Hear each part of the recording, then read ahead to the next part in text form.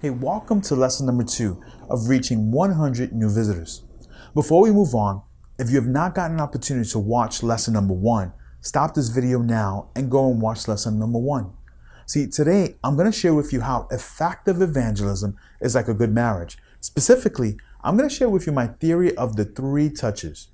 And then I'm going to help you plan out your resources so that you don't bite off more than you can chew.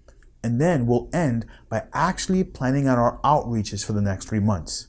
All right, let's get started. We got a lot to accomplish. So when I think of effective evangelism, I really think about 3 characteristics that are true about evangelism, but are also true about great marriages. The first is consistency. See, wherever you see a happy marriage, you'll see people who are consistently there for each other. And in the same way with evangelism, you need to be consistent.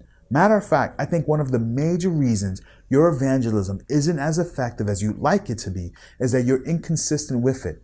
Whether you only do outreach 3 times a year or you don't have a strategy behind your evangelism, you just go and minister wherever, but never think about next steps or how to get them back to your church. Or maybe you're just inconsistent with your audience. You go out to 20 different neighborhoods, so your reach is wide, but it never goes deep.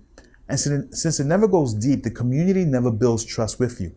And so like a great marriage, you have to be consistent. There are 2 other reasons why evangelism is like a great marriage, but I'm going to cover those in lessons number 3 and 4. For now, I want to dig a little deeper on this idea of consistency. The idea of consistency really hit me a couple of years ago. My cousin, he grew up in a rough neighborhood in Brooklyn, and he had participated in handing out turkeys to families in need. And so one of his friends from the neighborhood asked, "When are you coming back?" My cousin, he didn't know. And his friend responded, "That's the problem with you guys. You guys come out, you give turkeys, take pictures, think you're making a difference, and then you're gone."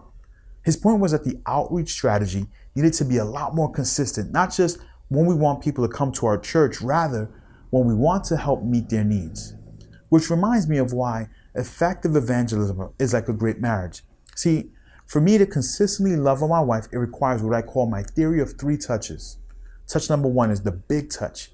For me and my wife, that's going away for a weekend or going away on vacation. It requires lots of money, lots of planning, lots of help. Flying costs money, hotels cost money, it takes lots of planning. We have to coordinate our schedules, think about how to get to the airport, what hotels to book, what outings we want to do. And it takes lots of help. I mean, we've got 2 kids, so we need sitters. We need people to take us to the airport. And with evangelism, it's the same thing. Big touches are events that take lots of money, take lots of planning. You can't pull it off in a week or 2. It takes lots of help. You need volunteers, and you'll need permits like sound permits and permission from the parks and from the city. So consider this a big touch. And since it takes so much from the organization to pull you off, you don't really do it frequently. Maybe once a month, the most. Examples of big touches might be a street fair or a back to school event or a Christmas event, and pulling off a Halloween alternative event. For now, I want you to go to your worksheet and write down some big touches you'd like to accomplish in the next 3 months. Listen, don't worry about cost of time for now. This is planning. This is our brainstorm. So just hit pause and I'll be here waiting for you. All right, welcome back. Let's talk about the second touch, or the medium-sized touch. For me and my wife, this is like a date night, right? It's going to cost some money, but not too much. We need to plan it out, but we need at least a week or 2. It's going to take help like a babysitter, but only for a couple of hours. And in the same way, a medium-sized touch for your church might be like a testimony service or a street meeting. You're going to need a generator, maybe some volunteers, but you're doing most of the work in ministry in-house. And when you think of medium-sized touches, it works to pull off, but it's not impossible, right? It takes work, but it's not impossible. The easiest is doing a testimonial service where you get 2 to 3 people to share your testimony, and you can invite people to come. Okay, so now take a moment, go back to your worksheet and write down some medium-sized touches. And again, don't worry about limitations now. We'll do that in a little bit. I'll be here waiting for you. And finally, there's small touches. For me and my wife, those are text messages. Little things I do just to stay in touch with my wife. Or it's flowers on the way home.